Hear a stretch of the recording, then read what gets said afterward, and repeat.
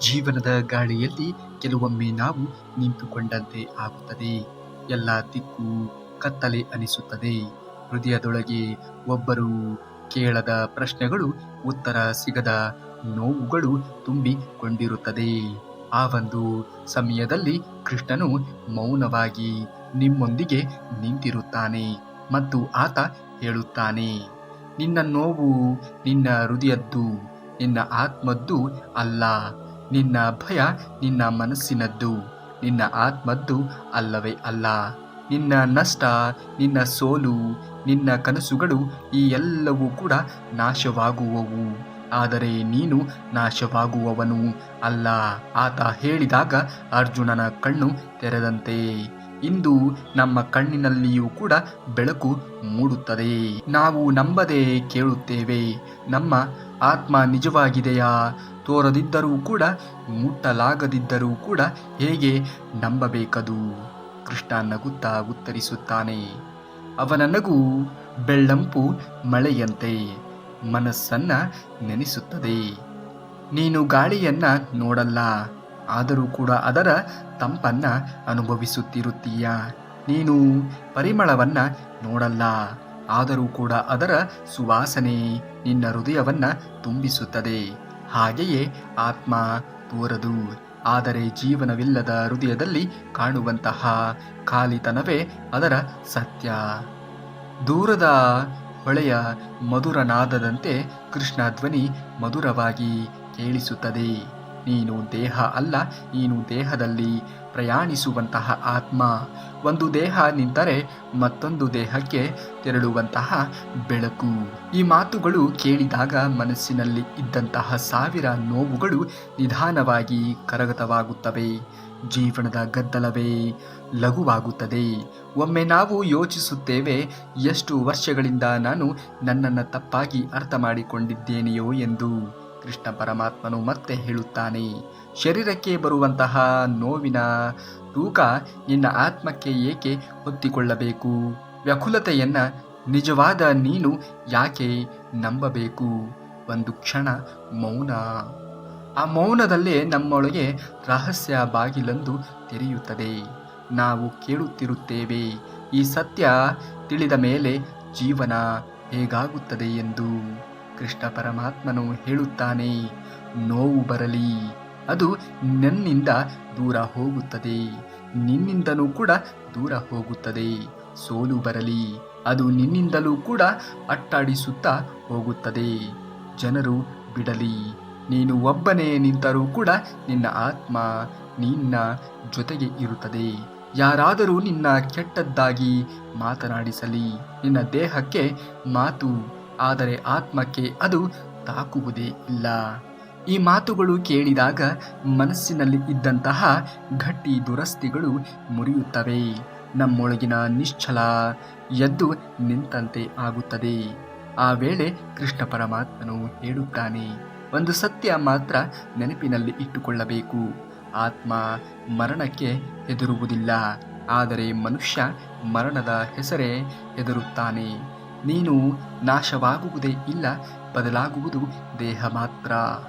ಹಗಲು ರಾತ್ರಿ ಸಂತೋಷ, ದುಃಖ, ಜನ್ಮ, ಮರಣ, ಈ ಎಲ್ಲವೂ ಕೂಡ ಆತ್ಮಕ್ಕೆ ಆಟದಂತೆ ಅನಿಸುತ್ತದೆ.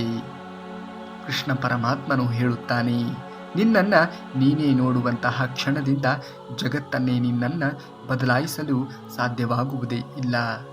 ನಾವು ಪ್ರಶ್ನಿಸುತ್ತೇವೆ, ದೇವರೇ, ಆತ್ಮ ಯಾವಾಗ ಬಲವಾಗುತ್ತದೆ? ಯಾವಾಗ ಭಯ ದೂರವಾಗುತ್ತದೆ? ಕೃಷ್ಣ ಮಧುರವಾಗಿ ಹೇಳುತ್ತಾನೆ, ಆತ್ಮ ಬಲವಾಗುವುದು ಮೌನದಲ್ಲಿ. ನೀನು ನಿನ್ನೊಳಗೆ ಕುಳಿತುಕೊಂಡಾಗ, ನೀನು ನಿನ್ನ ತಪ್ಪುಗಳನ್ನು ನಿನ್ನ ಮುಂದೆ ಒಪ್ಪಿಕೊಂಡಾಗ, ನಿನ್ನನ್ನು ನೀನೇ ಪರಿಚಯಿಸಿಕೊಂಡಾಗ, ಅವನ ಮಾತುಗಳು ಗಂಗೆಯ ಹೊಳೆಯಂತೆ ಹರಿದು ಬರುತ್ತದೆ. ನಿನ್ನೊಳಗಿನ ಆತ್ಮ ಯಾವಾಗ ಜಾಗೃತವಾಗುತ್ತದೆಯೋ ಆ ದಿನದಿಂದ ಜೀವನ ನಿನ್ನನ್ನು ಎದುರಿಸುವುದಿಲ್ಲ, ನಿನ್ನನ್ನು ನೀನೇ ಎದುರಿಸುವುದಿಲ್ಲ. ಶ್ರೀಕೃಷ್ಣ ಪರಮಾತ್ಮನು ಹೇಳುತ್ತಾನೆ, ನಿನ್ನ ಆತ್ಮ ನಿನ್ನನ್ನು ಬಿಟ್ಟೇ ಹೋಗುವುದಿಲ್ಲ. ನಿನ್ನ ತಪ್ಪಿನಲ್ಲಿಯೂ ಕೂಡ ಜೊತೆಗೆ ಇರುತ್ತದೆ, ನಿನ್ನ ಕತ್ತಲೆಯಲ್ಲಿಯೂ ಕೂಡ ಜೊತೆಗೆ ಇರುತ್ತದೆ. ನಿನ್ನ ಒಂಟಿತನದಲ್ಲಿಯೂ ಕೂಡ ನಿನ್ನ ಆತ್ಮ ಎನ್ನುವುದು ನಿನ್ನ ಜೊತೆಯಲ್ಲಿಯೇ ಇರುತ್ತದೆ. ನೀನು ಒಡೆಯುವ ಕ್ಷಣದಲ್ಲಿಯೂ ಕೂಡ ನಿನ್ನ ಜೊತೆಯಲ್ಲಿಯೇ ಇರುತ್ತದೆ. ಹೃದಯದೊಳಗೆ ನಾವು ನಮ್ಮೊಳಗಿನ ಘೋರ ಸತ್ಯ ಜಾಗೃತವಾಗುವುದು. ಕೃಷ್ಣ ಪರಮಾತ್ಮನು ಹೇಳುತ್ತಾನೆ, ನಿನ್ನನ್ನು ಜಗತ್ತು ಪ್ರೀತಿಸದಿದ್ದರೂ ಕೂಡ ನಿನ್ನ ಆತ್ಮ ನಿನ್ನನ್ನು ಪ್ರೀತಿಸುತ್ತದೆ. ನಿನ್ನನ್ನು ನೀನೇ ಮರೆತರೂ ಕೂಡ ನಿನ್ನ ಆತ್ಮ ನಿನ್ನನ್ನು ಮರೆತು ಹೋಗುವುದೇ ಇಲ್ಲ. ಕೃಷ್ಣ ಪರಮಾತ್ಮನು ತನ್ನ ದಿವ್ಯವಾಗಿರುವಂತಹ ವಾಣಿಯಲ್ಲಿ ಕೊನೆಯಲ್ಲಿ ಒಂದು ದೊಡ್ಡ ಸತ್ಯವನ್ನು ಹೇಳುತ್ತಾನೆ. ನೀನು ಯಾರು ಎನ್ನುವುದನ್ನು ಜಗತ್ತಿಗೆ ಹೇಳಬೇಕಾಗಿಲ್ಲ. ನೀನು ಯಾರು ಎನ್ನುವುದನ್ನು ನಿನ್ನ ಆತ್ಮಕ್ಕೆ ಹೇಳಿದರೆ ಸಾಕು, ಅದರಿಂದ ನಿನ್ನ ಇಡೀ ಜೀವನವೇ ಬದಲಾಗುತ್ತದೆ ಎಂದು. ಹಾಗಾಗಿ ನಿಮ್ಮ ಆತ್ಮಕ್ಕೆ ನೀವು ಯಾರು ಎನ್ನುವುದನ್ನು ಮೊದಲು ತಿಳಿಸುವಂತಹ ಪ್ರಯತ್ನವನ್ನು ಮಾಡಿ. ನಿನ್ನೊಳಗಿನ ಆತ್ಮಕ್ಕೆ ನೀನು ಹೇಳು, ನಾನು ಭಯ ಪಡಲ್ಲ, ನಾನು ಒಂಟಿ ಆಗಿಲ್ಲ, ನಾನು ಸೋಲಲ್ಲ, ನಾನು ನಾಶವಾಗುವುದೇ ಇಲ್ಲ, ಏಕೆಂದರೆ ನಾನು ದೇವರಲ್ಲ ಆತ್ಮ ಎಂದು ಮನಸ್ಸನ್ನು ಮುಟ್ಟುತ್ತದೆ. ಮನಸ್ಸು ಸಂಪೂರ್ಣವಾಗಿ ಮೌನವಾಗುತ್ತದೆ. ಜೀವನ ಹೊಸ ಬೆಳಕಿನಲ್ಲಿ ಕಾಣುತ್ತದೆ. ಕೃಷ್ಣ ತನ್ನ ಕೊನೆಯ ಮಾತುಗಳನ್ನು ಈ ರೀತಿಯಾಗಿ ವ್ಯಕ್ತಪಡಿಸುತ್ತಾನೆ. ನಿನ್ನೊಳಗಿನ ಆತ್ಮಕ್ಕೆ ನೀನು ಹತ್ತಿರ ಹೋದರೆ ನೀನು ನನಗೆ ಹತ್ತಿರ ಬರುತ್ತಿದ್ದೀಯಾ. ನಾನು ಎಲ್ಲಿಂದಲೂ ಕೂಡ ನೋಡುತ್ತೇನೆ. ನಿನ್ನೊಳಗೆ ನಿನ್ನ ಹೃದಯದಲ್ಲಿ ನಿನ್ನ ಆತ್ಮದ ರೂಪದಲ್ಲಿ ಇರುತ್ತೇನೆ. ಹಾಗಾಗಿ ನೀವು ನಿಮ್ಮ ಆತ್ಮಕ್ಕೆ ಬಲಪಡಿಸಿಕೊಳ್ಳುವುದನ್ನು ಕಲಿತುಕೊಳ್ಳಬೇಕು. ಪ್ರಿಯ ವೀಕ್ಷಕರೇ, ಇಂದು ನಾವು ಮಾತನಾಡುವುದು ಮಾನವರನ್ನೇ ಹಾಳು ಮಾಡುವಂತಹ ಮಾತುಗಳು, ಮನೆಗಳ ಜಗಳಕ್ಕೆ ಕಾರಣವಾಗುವಂತಹ ಮಾತುಗಳು. ಒಬ್ಬ ಶತ್ರು ಆದರೆ ಅದನ್ನೇ ಗೆದ್ದವನು ದೈವಿಕ ಶಾಂತಿಗೆ ಹೋಗುತ್ತಾನೆ. ಅದುವೇ ಕೋಪ. ಕೋಪವನ್ನು ಯಾವ ಮನುಷ್ಯನು ನಿಯಂತ್ರಣದಲ್ಲಿ ಇಡುತ್ತಾನೆಯೋ ಅವನಿಗೆ ಸರ್ವಸ್ವವೂ ಕೂಡ ಪ್ರಾಪ್ತಿಯಾಗುವುದು. ಇಂದು ಸಾಮಾನ್ಯ ಭಾವನೆ ಅಲ್ಲವೇ ಅಲ್ಲ. ಕೃಷ್ಣ ಪರಮಾತ್ಮನು ಹೇಳುತ್ತಾನೆ, ಕೋಪ ಎನ್ನುವುದು ತನ್ನನ್ನೇ ಸುಡುವಂತಹ ಬೆಂಕಿ ಇದ್ದಂತೆ. ಇದನ್ನು ಹೇಗೆ ನೀನು ನಿನ್ನೊಳಗೆ ನಿಯಂತ್ರಿಸಬೇಕು, ಕೃಷ್ಣ ಹೀಗೆ ಅರ್ಜುನನಿಗೆ ಕಲಿಸಿದನು. ಅದೇ ರೀತಿ ನಾನು ನಿನಗೆ ಇಲ್ಲಿ ಹೇಳುತ್ತೀನಿ. ಕೋಪ ಬಂದಾಗ ಜ್ಞಾನ ನಾಶವಾಗುತ್ತದೆ. ಯಾವುದೇ ಕಾರಣಕ್ಕೂ ಕೂಡ ಕೋಪವನ್ನು ಬೆಳೆಸಿಕೊಳ್ಳುವುದನ್ನು ಮನುಷ್ಯ ಕಲಿತುಕೊಳ್ಳಬಾರದು. ಕೋಪ ಬಂದಾಗ ನಿನ್ನ ಮನಸ್ಸು ತಾತ್ಕಾಲಿಕವಾಗಿ ಅದು ನಿಯಂತ್ರಣವನ್ನು ಕಳೆದುಕೊಳ್ಳುತ್ತದೆ. ಯಾವ ನಿರ್ಧಾರವನ್ನು ಮಾಡಿದರೂ ಕೂಡ ಅವೆಲ್ಲವೂ ತಪ್ಪಾಗುತ್ತದೆ. ಯಾರ ತಲೆ ಮೇಲೆ ಕೋಪ ಹಾಕಲಿ ಅವರು ತಪ್ಪಲ್ಲ. ಕೋಪ ಬಂದ ವ್ಯಕ್ತಿಯೇ ತಪ್ಪು ಮಾಡಿದಂತೆಯೇ ಆಗುವುದು. ಕೋಪ ಬಂದಾಗ ಮಾತು ನಿನ್ನದು ಅಲ್ಲ, ಆ ಮಾತು ಕೋಪದ್ದು ಆಗಿರುತ್ತದೆ. ಎಷ್ಟು ಬಾರಿ ಕೋಪದಲ್ಲಿ ಮಾತನಾಡಿ ನಂತರ ಪಶ್ಚಾತ್ತಾಪ ಪಡುತ್ತಾರೆ. ಕೃಷ್ಣ ಪರಮಾತ್ಮನು ಹೇಳುತ್ತಾನೆ, ಕ್ರೋಧದಲ್ಲಿ ಕುಡಿಯುವ ವಿಷಯ ನಿನ್ನನ್ನೇ ಕೊಲ್ಲುತ್ತದೆ. ಕೋಪ ನಿನ್ನ ಮೇಲೆ ಆಡಳಿತ ನಡೆಸುತ್ತಿದೆಯಾ ಅಥವಾ ನೀನೇ ಕೋಪದ ಮೇಲೆ ಆಡಳಿತವನ್ನು ನಡೆಸುತ್ತಿದ್ದೀಯಾ ಅನ್ನುವುದು ಯೋಚನೆಗಳನ್ನು ಮಾಡಿ ನೋಡಬೇಕಾಗುತ್ತದೆ. ಕೋಪ ನಿನ್ನ ಶತ್ರು ಅಲ್ಲ, ನಿನ್ನೊಳಗಿನ ಅಜ್ಞಾನ ಇದ್ದಂತೆ. ಕೋಪ ಹೊರಗಿನಿಂದ ಬರುವುದಿಲ್ಲ, ಅದು ನಿನ್ನೊಳಗೆ ಇರುತ್ತದೆ. ಅಹಂಕಾರ ಮತ್ತು ಭಯ ಮತ್ತು ನಿರೀಕ್ಷೆ. ಕೃಷ್ಣ ಪರಮಾತ್ಮನು ಹೇಳುತ್ತಾನೆ, ಕೋಪ ಬರುವುದಕ್ಕೆ ಕಾರಣವೇನು ಗೊತ್ತಾ? ನನ್ನ ಮಾತು ಕೇಳಲಿಲ್ಲ, ನನ್ನನ್ನು ರೆಸ್ಪೆಕ್ಟ್ ಕೊಡಲಿಲ್ಲ, ನನ್ನ ಕೆಲಸ ಆಗಲಿಲ್ಲ, ನನ್ನ ಮೇಲೆ ಯಾರೂ ಕೂಡ ಗೆದ್ದರು ಇದ್ದು ಎಲ್ಲರೂ ಕೂಡ ಅಹಂಕಾರದ ಬೇರುಗಳಿಂದಲೇ ಬರುತ್ತಾರೆ. ಕೃಷ್ಣ ಪರಮಾತ್ಮನು ಹೇಳುತ್ತಾನೆ, ನೀನು ನಿನ್ನನ್ನೇ ಗೆದ್ದವನೇ ಲೋಕವನ್ನ ಗೆಲ್ಲಬಲ್ಲನು. ಕೋಪವು ವ್ಯಕ್ತಿಯನ್ನ ದುರ್ಬಲ ಎಂದು ತೋರಿಸುತ್ತದೆ. ನಿಯಂತ್ರಣವು ವ್ಯಕ್ತಿಯನ್ನ ಪರಿಶುದ್ಧಗೊಳಿಸುತ್ತದೆ. ಯಾವಾಗಲೂ ಕೂಡ ನಿಯಂತ್ರಣದಲ್ಲಿ ಇಟ್ಟುಕೊಳ್ಳಬೇಕು ಕೋಪವನ್ನ. ಕೋಪ ಎನ್ನುವುದು ಜ್ಞಾನವನ್ನ ಸುಡುವಂತಹ ಬೆಂಕಿ ಇದ್ದಂತೆ. ಭಗವದ್ಗೀತೆಯಲ್ಲಿ ಕೃಷ್ಣ ಪರಮಾತ್ಮನು ಅರ್ಜುನನಿಗೆ ಹೇಳುತ್ತಾನೆ, ಕ್ರೋಧ ಜ್ಞಾನ ನಶಾನಂ. ಕೋಪ ಜ್ಞಾನವನ್ನ ನಾಶ ಮಾಡುತ್ತದೆ. ಕೋಪ ಬಂದಾಗ ಮನುಷ್ಯ ಯಾವುದೇ ಕಾರಣಕ್ಕೂ ಕೂಡ ಎಲ್ಲವನ್ನ ಕಳೆದುಕೊಳ್ಳುತ್ತಾನೆ. ಅವನ ಕೆಲಸ, ಅವನ ನಿರ್ವಹಣೆ ಎಲ್ಲವೂ ಕೂಡ ಕತ್ತಲೆಯಲ್ಲಿ ಕೈ ಸೇರಿದಂತೆಯೇ ಆಗುವುದು. ಏಕೆ ಅನಿಸುತ್ತದೆ ಗೊತ್ತಾ? ಕೋಪ ಬಂದಾಗ ನಮ್ಮ ತಲೆ ಎನ್ನುವುದು ಹೇಗೆ ಹೋಗುತ್ತದೆ, ಅದೇ ಸಮಯದಲ್ಲಿ ನಿನ್ನ ನಿಜವಾದ ಜ್ಞಾನವೂ ಕೂಡ ಯಾವುದೇ ರೀತಿಯಾಗಿಯೂ ಕೆಲಸ ಮಾಡುವುದೇ ಇಲ್ಲ. ಕೋಪ ಇದ್ದಾಗ ನಾವು ಎಲ್ಲ ತೊಂದರೆಗಳನ್ನು, ಸಣ್ಣ ಪುಟ್ಟ ತೊಂದರೆಗಳನ್ನು ಕೂಡ ದೊಡ್ಡದ್ದಾಗಿಯೇ ಮಾಡುತ್ತೇವೆ. ಕೋಪ ಇದ್ದಾಗ ಸರಳ ಮಾತು ಕೂಡ ಜಗಳವಾಗುತ್ತದೆ. ಕೋಪ ಇದ್ದಾಗ ನಿಜವಾದ ಪ್ರೀತಿಯೂ ಕೂಡ ಕಾಣಿಸುವುದೇ ಇಲ್ಲ. ಶ್ರೀಕೃಷ್ಣ ಪರಮಾತ್ಮನು ಹೇಳುತ್ತಾನೆ, ತಾಳ್ಮೆಯು ದೊಡ್ಡ ಯುದ್ಧದಲ್ಲಿ ಗೆದ್ದು ಬರುವಂತಹ ಯೋಧನ ಶಕ್ತಿ ಇದ್ದಂತೆ. ಯಾವುದೇ ಕಾರಣಕ್ಕೂ ಕೂಡ ಜೀವನದಲ್ಲಿ ತಾಳ್ಮೆಯನ್ನು ಕಳೆದುಕೊಳ್ಳಬೇಡಿ ಎಂದು.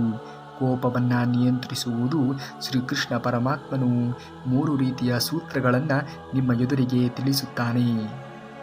1ನೇಯದು, ಕೋಪ ಬರುತ್ತಿದೆ ಎಂದು ಅರಿತುಕೊಂಡು ಕೋಪ ಬಂದ ಕ್ಷಣ ಶ್ರೀಕೃಷ್ಣ ಪರಮಾತ್ಮನು ಹೇಳುತ್ತಾನೆ, ನಿನ್ನನ್ನು ನೀನೇ ನೋಡಿ. ಒಮ್ಮೆ ನಿಮಗೆ ಬರುತ್ತಿರುವಂತಹ ಕೋಪವನ್ನು ನೀವು ನಿಯಂತ್ರಣದಲ್ಲಿ ಇಟ್ಟುಕೊಂಡಾಗ ಮಾತ್ರ ಮುಂದೆ ಆಗುವಂತಹ ಅನಾಹುತಗಳು ಯಾವುದೇ ಕಾರಣಕ್ಕೂ ಜೀವನಕ್ಕೆ ಹಾನಿಯನ್ನು ಉಂಟು ಮಾಡುವುದೇ ಇಲ್ಲ. ಕೋಪವನ್ನು ನಿಯಂತ್ರಣದಲ್ಲಿ ಇಡುವುದನ್ನು ಮನುಷ್ಯನಾದವನು ಕಲಿತುಕೊಳ್ಳಬೇಕು. ಇನ್ನು 2ನೇಯದು, ಮೌನ. ಕೃಷ್ಣ ಪರಮಾತ್ಮನು ಹೇಳುತ್ತಾನೆ, ಮೌನವೇ ಕೋಪವನ್ನು ನಾಶ ಮಾಡುವಂತಹ ಅಸ್ತ್ರ. ಹಾಗಾಗಿ ನಾವು ಮೌನವಾಗಿ ಇರುವುದನ್ನು ಕಲಿತುಕೊಳ್ಳಬೇಕು. ನಾವು ಕೇವಲ 10 ನಿಮಿಷಗಳ ಕಾಲ ಮೌನವಾಗಿ ಇರುವುದನ್ನು ಕಲಿತುಕೊಂಡರೆ ಅದು ನಮಗೆ 10 ವರ್ಷಗಳ ಸಮಸ್ಯೆಗಳನ್ನು ರವಾನಿಸುತ್ತದೆ. ಹಾಗಾಗಿ 10 ನಿಮಿಷಗಳಾದರೂ ಕೂಡ ಮೌನವಾಗಿ ಇರುವುದನ್ನು ಮನುಷ್ಯ ಕಲಿತುಕೊಳ್ಳಬೇಕು. ಶ್ರೀಕೃಷ್ಣ ಪರಮಾತ್ಮನು ಹೇಳುತ್ತಾನೆ, ನಿನ್ನ ತಲೆ ನಿನ್ನ ಸೇವಕ ಇದ್ದಂತೆ. ನಿನ್ನ ತಲೆಯನ್ನು ನೀನು ಯಾವ ರೀತಿಯಾಗಿ ರೂಪಿಸಿಕೊಳ್ಳುತ್ತೀಯೋ ಆ ರೀತಿಯಾಗಿ ನಿನ್ನ ಜೀವನ ಎನ್ನುವುದು ರೂಪಿತವಾಗುವುದು.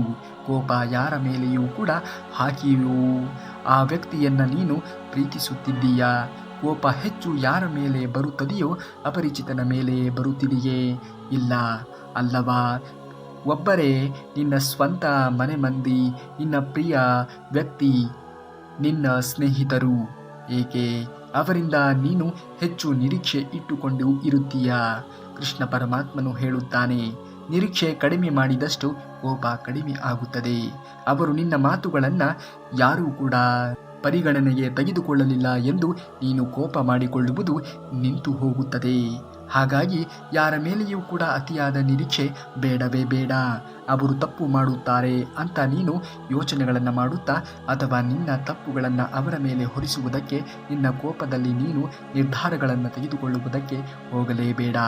ನಾವು ಪ್ರೀತಿಸುವವರ ಮೇಲೆ ಕೋಪ ಹಾಕುವುದರಿಂದ ಅವರಿಗೆ ನೋವು, ನಮಗೆ ಪಶ್ಚಾತ್ತಾಪ ಆಗುತ್ತದೆ. ಕೋಪ ತಣ್ಣಗಾದ ಮೇಲೆ ನಾವು ಅಂದುಕೊಳ್ಳುತ್ತೇವೆ, ನಾನು ಮಾಡಿದ್ದು ತಪ್ಪಲ್ಲವೇ ಎಂದು. ಖಂಡಿತವಾಗಿಯೂ ಕೂಡ ಕೋಪದಲ್ಲಿ ಯಾವುದೇ ರೀತಿಯ ನಿರ್ಧಾರಗಳನ್ನು ತೆಗೆದುಕೊಳ್ಳುವುದಕ್ಕೆ ಹೋಗಲೇಬೇಡಿ. ಪ್ರೀತಿಯ ಸ್ಥಳದಲ್ಲಿ ಕೋಪಕ್ಕೆ ಜಾಗವೇ ಇಲ್ಲ ಅಂತ ಕೃಷ್ಣ ಪರಮಾತ್ಮನು ಹೇಳುತ್ತಾನೆ. ಯಾವಾಗಲೂ ಕೂಡ ಪ್ರೀತಿಯಿಂದ ಬದುಕುವುದನ್ನು ಕಲಿತುಕೊಳ್ಳಬೇಕು. ಕೋಪ ಬಂದಾಗ ಕ್ಷಮೆ ಯೋಧನ ಗುಣ. ಕೋಪ ಬಂದಾಗ ಕ್ಷಮೆಗಳನ್ನು ಕೇಳಬೇಕು. ನಮ್ಮಿಂದ ತಪ್ಪಾಗಿದೆ ಎಂದು ನಮಗೆ ತಿಳಿದ ಮೇಲೆ ಖಂಡಿತವಾಗಿಯೂ ಕೂಡ ಯಾರೇ ಆಗಿದ್ದರೂ ಅವರ ಬಳಿಗೆ ನಾವು ಕ್ಷಮೆಯನ್ನು ಯಾಚಿಸಬೇಕು. ಅದು ಒಳ್ಳೆಯದು. ಕೃಷ್ಣ ಪರಮಾತ್ಮನು ಹೇಳುತ್ತಾನೆ, ಕ್ಷಮಿಸಬಲ್ಲವನೇ ಈ ಭೂಮಿಯ ಮೇಲೆ ನಿಜವಾದ ಬಲಿಷ್ಠ. ಕ್ಷಮೆ ದುರ್ಬಲರ ಗುಣ ಅಲ್ಲವೇ ಅಲ್ಲ, ಅದು ರಾಜಗೃಹದ ಶಕ್ತಿ ಇದ್ದಂತೆ. ಅರ್ಜುನನಿಗೆ ಯುದ್ಧ ಭೂಮಿಯಲ್ಲಿ ಕೃಷ್ಣ ಪರಮಾತ್ಮನು ಹೇಳಿರುವಂತಹ ಒಂದು ಮಾತು, ಮನುಷ್ಯನು ತನ್ನೊಳಗಿನ ರಾಕ್ಷಸತನವನ್ನು ಗೆದ್ದಾಗ ಬಾಹ್ಯ ಶತ್ರುಗಳು ಸ್ವತಃ ನಶಿಸುತ್ತಾರೆ ಎಂದು. ಕೋಪ ನಿನ್ನೊಳಗಿನ ರಾಕ್ಷಸ. ಇದನ್ನು ನೀನು ಗೆದ್ದರೆ ನಿನ್ನ ಜೀವನವೇ ಬದಲಾಗುತ್ತದೆ. ಹಾಗಾಗಿ ಕೋಪವನ್ನು ಗೆಲ್ಲುವುದರಲ್ಲಿ ನಿಮ್ಮ ದಾರಿ ಎನ್ನುವುದು ಇರಬೇಕು. ಕೊನೆಯ ಒಂದು ಸಂದೇಶವನ್ನು ಕೇಳಿಕೊಳ್ಳಿ. ಕೋಪ ಬಂದ ತಕ್ಷಣ ಕೃಷ್ಣನನ್ನು ನೆನಪಿಸು. ಕೃಷ್ಣ ಪರಮಾತ್ಮನು ಹೇಳಿರುವಂತಹ ಮಾತುಗಳನ್ನು ಆಲಿಸು. ನನ್ನನ್ನು ಸ್ಮರಿಸುವವನು ಯಾವಾಗಲೂ ಕೂಡ ಶಾಂತಿ ಹೊಂದುವವನು ಎಂದು ಶ್ರೀಕೃಷ್ಣ ಪರಮಾತ್ಮನು ಹೇಳುತ್ತಾನೆ. ಕೋಪ ಬಂದ ತಕ್ಷಣ ಶ್ರೀಕೃಷ್ಣ ಪರಮಾತ್ಮನನ್ನು ನೆನೆಸಿಕೊಳ್ಳುವುದನ್ನು ಕಲಿತುಕೊಳ್ಳಿ. ಖಂಡಿತವಾಗಿಯೂ ಕೂಡ ನಿಮ್ಮ ಕೋಪ ಎನ್ನುವುದು ಎಲ್ಲವೂ ತಣ್ಣಗಾಗುವುದು. ಕೋಪ ಬರುವ ಕ್ಷಣದಲ್ಲಿ ಒಮ್ಮೆ 1 ಸೆಕೆಂಡಿಗಾದರೂ ಕೂಡ ಶ್ರೀಕೃಷ್ಣ ಪರಮಾತ್ಮನನ್ನು ಧ್ಯಾನ ಮಾಡುವುದನ್ನು ಕಲಿತುಕೊಂಡಾಗ ನಿಮ್ಮ ಬಂದಿರುವಂತಹ ಕೋಪಗಳೆಲ್ಲವೂ ಕೂಡ ನಿಧಾನವಾಗಿ ಕ್ರಮೇಣವಾಗಿ ಎಲ್ಲವೂ ತಿಳಿ ಆಗುವುದು. ಸಣ್ಣ ಸಣ್ಣ ವಿಷಯಕ್ಕೆ ಕೋಪ ಮಾಡಿಕೊಳ್ಳಬೇಡಿ. ನಿನ್ನ ಶಕ್ತಿ ನಿನ್ನ ಶಾಂತಿ ಎನ್ನುವುದನ್ನು ಯಾವುದೇ ಕಾರಣಕ್ಕೂ ಕೂಡ ಮರೆಯುವುದಕ್ಕೆ ಹೋಗಲೇಬೇಡಿ. ಆಗುವುದೆಲ್ಲ ಒಳ್ಳೆಯದೇ ಆಗುತ್ತದೆ. ಶ್ರೀಕೃಷ್ಣ ಪರಮಾತ್ಮನ ಧ್ಯಾನವನ್ನು ಮಾಡುವುದನ್ನು ಕಲಿತುಕೊಳ್ಳಿ. ಎಲ್ಲವೂ ಕೂಡ ಒಳ್ಳೆಯದಕ್ಕಾಗಿಯೇ ನಡೆಯುತ್ತದೆ. ಆದರೆ ನೀವು ಮಾಡುತ್ತಿರುವಂತಹ ಕೆಲಸ ಕಾರ್ಯಗಳ ಮೇಲೆ ಕೊಂಚ ನಿಗಾ ಎನ್ನುವುದು ಇರಬೇಕು. ಖಂಡಿತವಾಗಿಯೂ ಕೂಡ ನಿಮ್ಮ ಇಷ್ಟಾರ್ಥಗಳು ನೆರವೇರುತ್ತವೆ. ಶ್ರೀಕೃಷ್ಣ ಪರಮಾತ್ಮನನ್ನು ಧ್ಯಾನ ಮಾಡಿ. ಖಂಡಿತವಾಗಿಯೂ ಒಳ್ಳೆಯದಾಗುತ್ತದೆ. ನಾಳೆಯ ಶ್ರೀಕೃಷ್ಣ ಪರಮಾತ್ಮನ ವಚನಾಮೃತದೊಂದಿಗೆ ಭೇಟಿ ಆಗುವವರೆಗೂ ಧನ್ಯವಾದ. ಕರುನಾಡಿಗೆ.